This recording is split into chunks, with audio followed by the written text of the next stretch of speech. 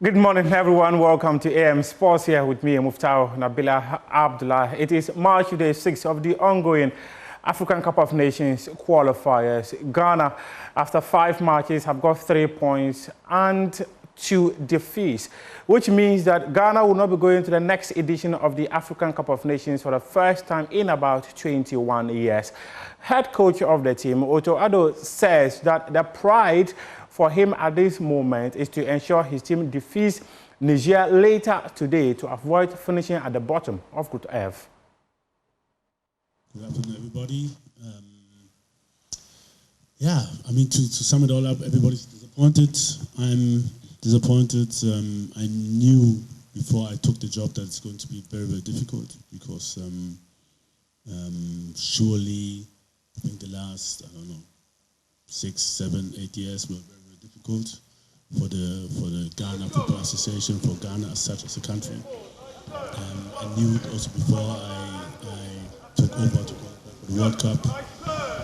And so things are always on the edge, and surely I know we could have done better. I think we didn't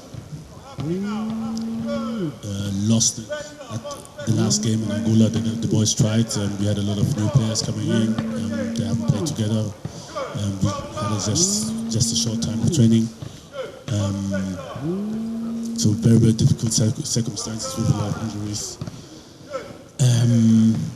But yeah, I think I said, we lost it, especially in our home games, where we played well, but we didn't score goals, and I think that was crucial in all for not qualifying. This is football sometimes. I know it's very, very difficult for everybody to accept, but we have to move forward. That's the only way which will help us. And everybody who wants Ghana to succeed have to look forward now, 100%. It would be wrong to blame it now on players who are playing tomorrow. Out of, I think, those 22, maybe 15, 16 haven't played the AFCON qualifiers. And to be, let's say, harsh on them wouldn't make any sense. I think it's a good chance now for a lot of players to show themselves. Hopefully they will use their chance. And we have seen, I think, some players who used these chances in the last game. And I hope that more players will use this chance. And we're looking forward to the game tomorrow to beat Niger, not to end up last. We want to beat them to at least, for our honor, get the 3rd place.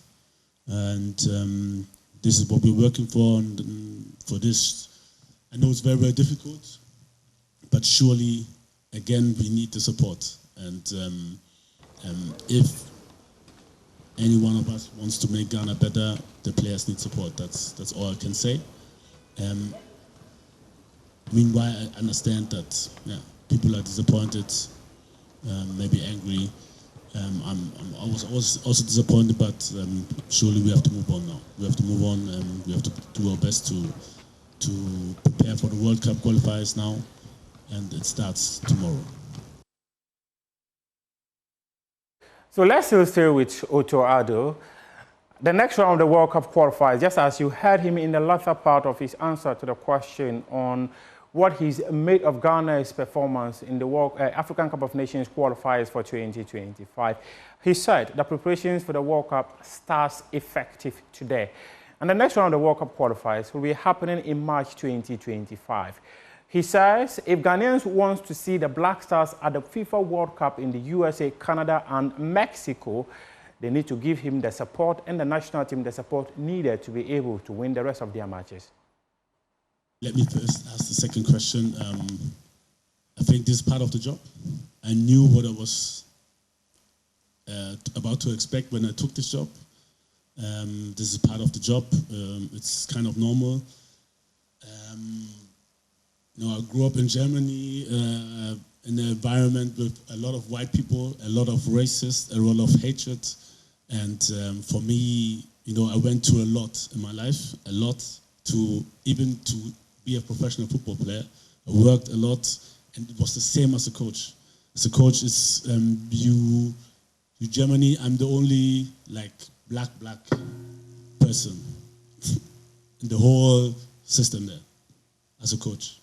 So I always have to fight my way through. So it doesn't affect me, to be honest, because I went to so much. I know where I'm coming from, and so for me, it's all about to protect the players.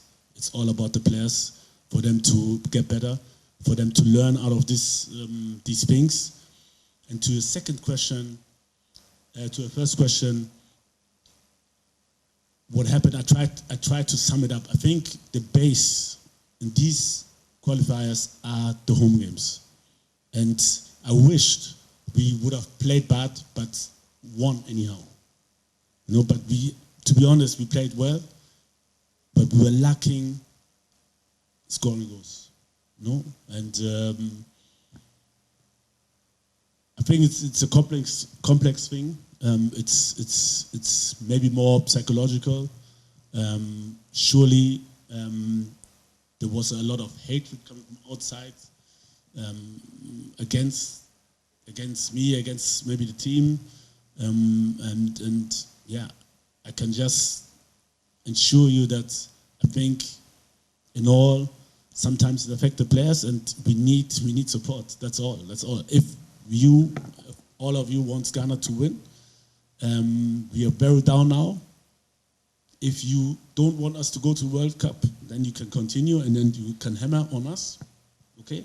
But if you really want us to go to World Cup, we need support. That's all I can say. And that support, maybe it should be starting later today at the Accra Sports Stadium when the Black Stars comes up against Niger on March the 6th of the African Cup of Nations Qualifiers 2025. Let's talk some boxing now. And about 10 years ago, one of the biggest boxing bouts to have ever been organized in Ghana was put together by Alex Ntiamwa of Golden Mile Boxing Promotions. He said that he sold his land and car to be able to organize that fight between Bukom Banku and that of Ayite Powers. But then the dollar is by $1 to $1 is 1.5 or so. Yeah. 1 cedi 50 pesos or so. Wow. Yes. So the 20,000 is around maybe some $12,000-13,000 by then. Yeah. It was some huge money. And even when we announced, when we planned for the signing event, because I discussed with Nat, and we said we need to have a signing on event for people to see that the fight is real. People should know that the fight has been signed and it's coming off. So we had the event at Accra Sports Stadium. So when we announced, people were curious about the purse for the fight. And Banku was taking 25,000 and Ayite Powers 20,000. And people thought it was just something to prop the fight, But in reality, that was the amount of money that was to pay the fighters. And when I finished the signing of the contract, and I went back to the people that I've had conversation with in regards to sponsorship, that is where the problem started. Because, we come next week, let's discuss, I need to talk to my boss, this and that. I've committed myself with the boxers. I've given them some money to start training, and they have started training. But the money is not coming from anywhere. So I had to sell my car and some land that I have. I had to sell those things before. You sold your car and your land? Yes, before I was able to raise some money. And I had a friend in the US who is a boxing manager. He also supported me with some money.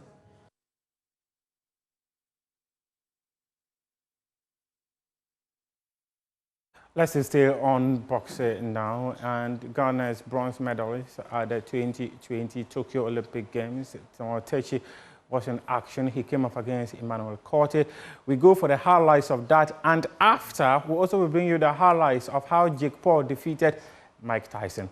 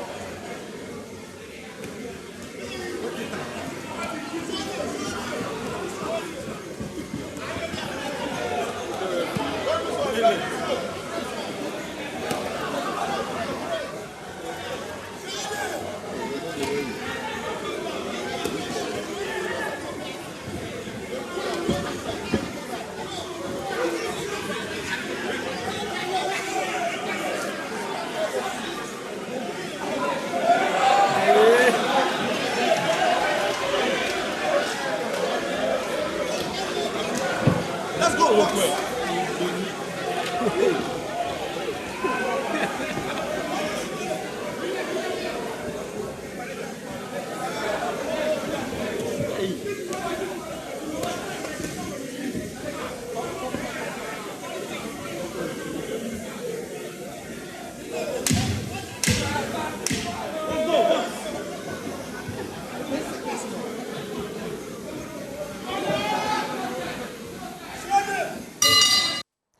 Now, let's wrap up with some highlights in the Ghana Premier League. Kumasi Asante Kotoko suffered a fourth successive defeat in the ongoing campaign after losing 2-0 to Nations FC. And Accra House of Folk, on the other hand, they have secured a third consecutive win for the first time this season, when they also won 1-0 against Kerala United. And this is our wrap up AM Sports here with me, Muftau Nabila Abla. You can head on to myjoyonline.com and read some more sports stories. We appreciate your time.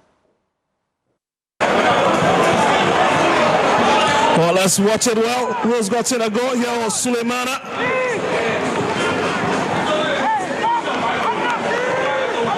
Let's watch it. Let's not credit anybody's goal. It's rather Suleiman and Nafiu instead. See if their team have got anything to offer as far as this game is concerned. On the best of touch. That's Shawata.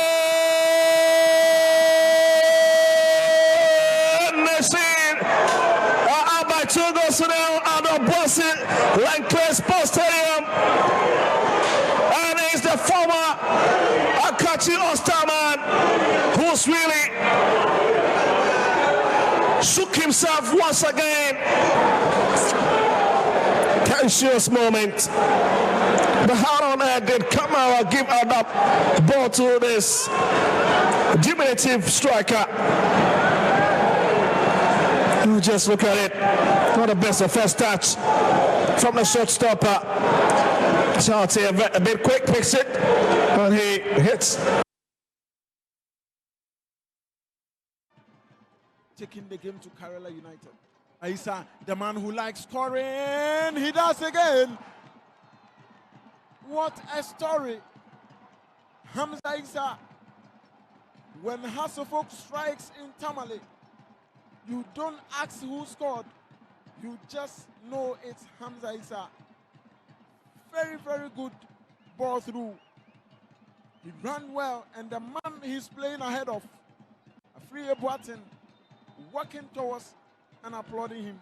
The fans excited. Bedlam, pandemonium here at the Aliu Mahama Sports Stadium. Early days, and Hamza Isa has already blasted Hasselhoff in front. What a way to put your team in front. The defense of Kerala United were in disbelief. They were disorganized and looking at the positional awareness of the defenders